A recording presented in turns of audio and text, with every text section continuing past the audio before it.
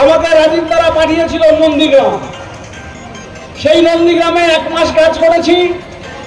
শুভেন্দু অধিকারী ভোটের আগে প্রচারের আগের দিন সোনাচূড়াতে একজন মহিলাকে খুন হলো। উনি পরের দিন সকাল থেকে ওখানে সাম্প্রদায়িক হিংসা দাঙ্গার পরিবেশ তৈরি করলেন। তথাপি আমি বলতে পারি, তমলুক লোকসভা নির্বাচনে যেখানে দেবাংশু প্রার্থী হয়েছিল, রাজীব অবজারভার ছিল, একটা মাত্র ব্লকে তৃণমূল কংগ্রেস এই লোকসভাতে জয়ী হয়েছে, সেটা নন্দীগ্রাম 1-এ, সেটার বিধায়ক শুভেন্দু অধিকারী। আমি সকলকে আগে প্রথমে যে বিজয়া সম্মেলনীতে আমরা সমবেত হলাম, এই বিজয়া সম্মেলনীর প্রণাম এবং শুভেচ্ছা জানাই। বিজয়া সম্মেলনী কি কারণে পালন করা হয়? আমাদের হিন্দু ধর্মে দুর্গা মাতার বিসর্জনের পরে নিরঞ্জন ঘাট থেকে এসে মা বাবাকে প্রণাম করা, বাড়ির আত্মীয় স্বজনদের বড়দেরকে প্রণাম করা, পাড়া প্রতিবেশীদের আশীর্বাদ নেওয়া, এটা আমাদের সংস্কার এবং সংস্কৃতি। হিন্দুদের দুর্গা পূজা হিন্দুর মধ্যে থাকেনি। আজকে এই দুর্গা পূজা বিশ্ব বরেণ্য ইন্টেলিজেবল কালচারাল হেরিটেজের পুরস্কার পেয়েছি, আমরা স্বীকৃতি পেয়েছি। কারণ এই দুর্গা উৎসবকে কেন্দ্র করে সমস্ত জাতি ভাষাভাষীর মানুষ আমরা আনন্দ উপভোগ করি, আমরা আনন্দে থাকি, স্বাচ্ছন্দ্যে থাকি, সর্বধর্মের মানুষ একসাথে থাকি। এই একাত্মবোধ যাদের হিংসার কারণ হয়েছে, তারা বাংলার বিরুদ্ধে বাংলার বাইরে থেকে ফুঁচি দিচ্ছে, বাংলাকে বারংবার ডিস্টার্ব করছে। প্রত্যেকটা নির্বাচনের আগে পশ্চিম বাংলার বদলের নামে এখানে ঝড় তুলে সাম্প্রদায়িক হিংসা তৈরি করে দিচ্ছে। তাদের কাছে বাঙালির সমস্ত উৎসবে তারা এসে হিন্দু আর মুসলমান করতে আসে। আমরা দেখেছি প্রত্যেকটা বিজয়া সম্মেলনীতে আমরা হিন্দু মুসলিম সমস্ত ধর্মের মানুষ একসাথে মিলিত হয়ে জিলিপি খেয়েছি, আমাদের মধ্যে কোনো ভেদাভেদ থাকেনি। আমাদের ধর্ম সংস্কার কি ছিল? একে অপরের মিলন করা, আলিঙ্গন করা। কিন্তু আজকে আমরা সবাই খুব ব্যস্ত, হাতে হাতে মোবাইল ফোন। বিজয়ের প্রণাম জানানোর সময় নেই, মোবাইলে হোয়াটসঅ্যাপ করে বিজয়ের সম্মেলন জানাচ্ছি, শুভেচ্ছা জানাচ্ছি। আর ওপার থেকে বিজয়ের শুভেচ্ছা জানাবার জন্য আরেকজন যে একটা শুভেচ্ছা কথাটা লিখবে, সেটা লিখারও সময় নেই। পারলে একটা মোবাইলে স্পিকার বা একটা ফটো পাঠিয়ে দিয়ে বিজয়ের প্রণাম সেরে দিল। আমাদের মাননীয় নেত্রী মনে করেছেন যে বিজয়ের সম্মেলনী হওয়া উচিত একটা মাঠে, অন্তত সকলে মিলে একত্রিত হই।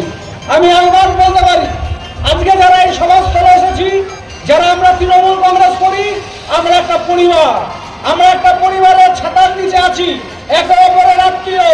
বাড়ির ভাই যদি তৃণমূলের বিরুদ্ধে যায়, অনেক ভাইয়েরা আছেন নিজের মায়ের পেটের ভাইয়ের সঙ্গ না দিয়ে পারের তৃণমূল কংগ্রেস কর্মীটাকে সঙ্গ দিয়েছেন। এরকম মিলাল বহু আছে আমাদের গ্রাম বাংলায়। তাই আমরা যারা তৃণমূল কংগ্রেস করি, এই মাঠে যারা সমবেত হয়েছি, আমরা একটা পরিবারের অঙ্গ। আমাদের সকলের টাইটেল একটাই, আমরা মমতা বন্দ্যোপাধ্যায়ের সৈনিক। তাই নিয়ে আমরা লড়াই করছি, তার জন্য আমরা বিজয় সম্মেলনীতে আজকে সমবেত হয়েছি। কথিত আছে 80 রকম রামায়ণে এক রামায়ণেও কথিত আছে, বাল্মীকির রামায়ণেও আছে যে ভগবান রামচন্দ্র যাকে ব্রহ্মা বলেছিল তুমি অকাল বোধন করো, নইলে দুর্গাকে যদি খুশি না করতে পারো রাবণকে বধ করা যাবে না। রাবণকে বধ না করলে সীতাকে উদ্ধার করা যাবে না। তাই রাবণকে বধ করার জন্য দেবী দুর্গার আরাধনা করলেন, সেটা হচ্ছে অকাল বোধন। কারণ রামচন্দ্র বললেন দেবী দুর্গার পুজো তো হয় বসন্তকালে বাসন্তী রূপে। আজকে তো আশ্বিন মাস, এই আশ্বিনে, শরতের আশ্বিনে কি করে দেবী আমায় সাড়া দেবেন? বলছে মন থেকে ডাকো, ব্রহ্মা বলছে দুর্গা আসবে। পার্বতী রূপে দুর্গা এসে প্রণাম নিল, পুজো নিল রামচন্দ্রের।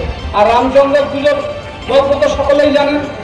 108 ফুলে আহুতি দিতে হবে।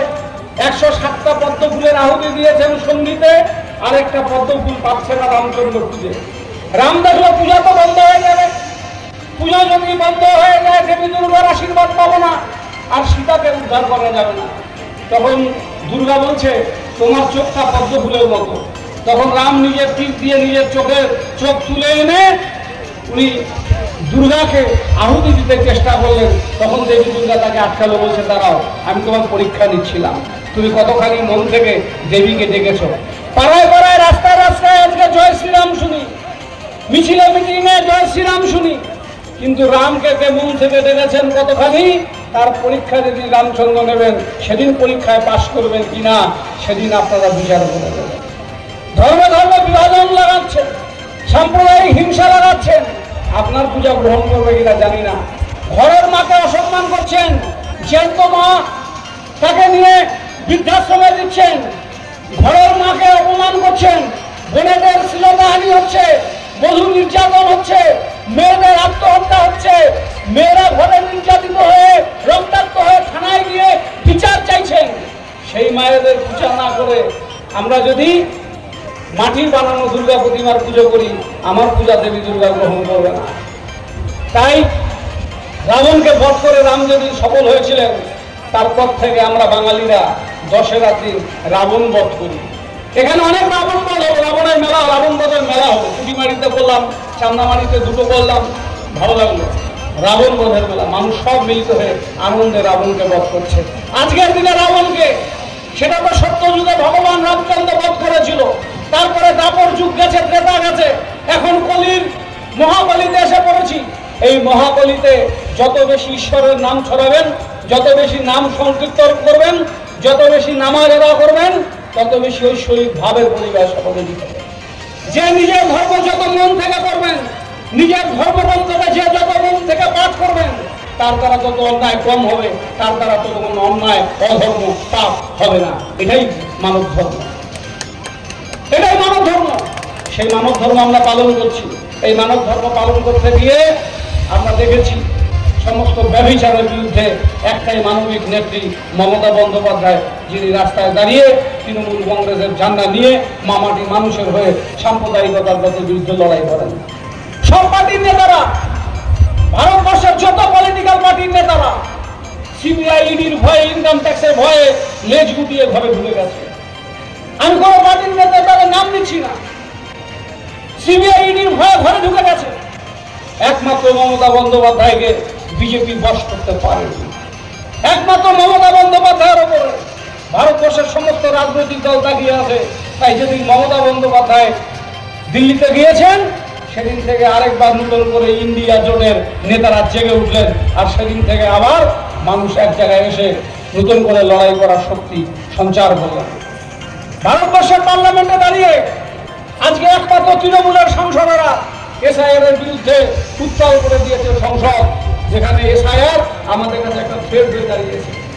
জয়ীরা বলছিল, কথাটা ঠিকই, ভোটার তালিকা থেকে নাম বাদ দিতে হবে মুসলমানদের। শুধুমাত্র এটুকুই নয়, এই যে এনআরসির নোটিশ পাঠিয়েছে আসাম সরকার, কামাখ্যার অ্যাডমিনিস্ট্রেটিভ বোর্ড, সেখানকার অ্যাডমিনিস্ট্রেশন আমাদের কুচবিহারে এনআরসির নোটিশ পাঠিয়েছে। মোমেনা বিবি, তুফানগঞ্জের শালবাড়ির মেয়ে, আজ থেকে 38 বছর আগে বিয়ে হয়েছিল আসামের বরপেটায়। 1 বছর স্বামীর সংসার করেছে, স্বামী মদ খেতে সংসার হয়নি, স্বামীর সাথে তালাক হয়েছে। বাবা এনে নিজের মেয়েকে বাড়িতে এনেছে, শালবাড়িতে বিয়ে দিয়েছে। তার বড় ছেলের বয়স এখন প্রায় 35 বছর। 40 বছর আগে আসাম বিয়ে হয়েছিল বলে মোমেনা বিবিকে চিঠি পাঠিয়েছে আসামের সরকার যে তুমি বাংলাদেশ থেকে আসাম হয়ে কুচবিহারে গিয়ে বসে আছো, তোমাকে ডিটেনশন ক্যাম্পে পাঠানো হবে। এনআরসি নোটিশ পেয়েছে মোমেনা বিবি। রাজবংশী মানুষ যদি ভাবেন যাক বাঁচা গেল, মোমেনা বিবির এনআরসি নোটিশ হয়েছে, আমার তো হয়নি, ভুল কথা। গত 21শে জুলাই মমতা বন্দ্যোপাধ্যায় শহীদ সমাবেশের মঞ্চে যাকে তুলেছিলেন, তিনি কুচবিহারের উত্তম ব্রজবাসী। যে উত্তম ব্রজবাসীকে কুচবিহারের son of the soil Koch Rajbanshi, যাকে এনআরসির নোটিশ পাঠিয়েছে হেমন্ত বিশ্ব শর্মার সরকার, যে হেমন্ত বিশ্ব শর্মা বলছে উনি আসাম হয়ে, বাংলাদেশ থেকে আসাম হয়ে কুচবিহারে গিয়ে বসে আছো, তোমাকে এনআরসির নোটিশ পাঠানো হলো, ডিটেনশন ক্যাম্পে পাঠানো হবে যদি ডকুমেন্ট এসে সাবমিট না করো আসাম সরকারের কাছে। অমনি কিছু রিফিউজি মানুষ খুশি হলো, যাক মোমেনা বিবি গেল মুসলমান, রাজবংশী গেল উত্তম ব্রজবাসী, আমরা না রিফিউজি, আমরা আবার চিন্তা কিসের? আমরা এই দেশ থেকে তারা খেয়েছিলাম, আমরা কোনো চিন্তা নাই। পরের দিন মাথা ভাঙা 2 নম্বর ব্লকের লতা পাতায় নিশিকান্ত দাসের বাড়ি এনআরসি নোটিশ। 42 বছর আগে এনআরসি নোটিশ খাওয়ার আগে 42 বছর আগে আসামে গিয়েছিল কার্পেন্টার, কাঠমিস্ত্রি ফিরে এসেছে। 6 মাস কাজ করেছিল, তারপরে মাথা ভাঙার লতা পাতায়। সকালবেলায় আমি আর গিরিন্দা গেলাম, এনআরসি নোটিশ পাওয়া নিশিকান্ত দাসের বাড়ি। হাজার হাজার রিফিউজি মানুষ জমা হয়েছে রেল লাইনের ধারে। নিশিকান্ত দাস গ্রামে পাড়ায় পাড়ায় ডিম সংগ্রহ করে, হাঁস মুরগির ডিম হাটে নিয়ে গিয়ে বিকেলে বিক্রি করে। যে টাকা উৎপন্ন হয় তাই দিয়ে সংসার চলে। তার স্ত্রী মারা গেছে, 2টো ছেলে শিলিগুড়িতে ডেলিভারের কাজ করে। নিশিকান্ত দাসের ঘরের মাথায় জল পড়ে, চাল ফুটো। আর নিশিকান্ত দাস বলছে, দাদা আর কি খবর? আমরা কি করছি? বলছে কুমির নিয়ে আইছি, কুমির নিয়ে আইছি। যে বিজেপিতে ভোট দিয়েছিলাম খালপাইটা কুমির, সেই কুমির আইসে আমার এই খাইতেছে। বিজেপির আর ভোট দেওয়ান যাবে না। বিজেপিকে ভোট তো তৃণমূলকে তো ভোট দেননি, আমরা পাশে এসে দাঁড়িয়েছি।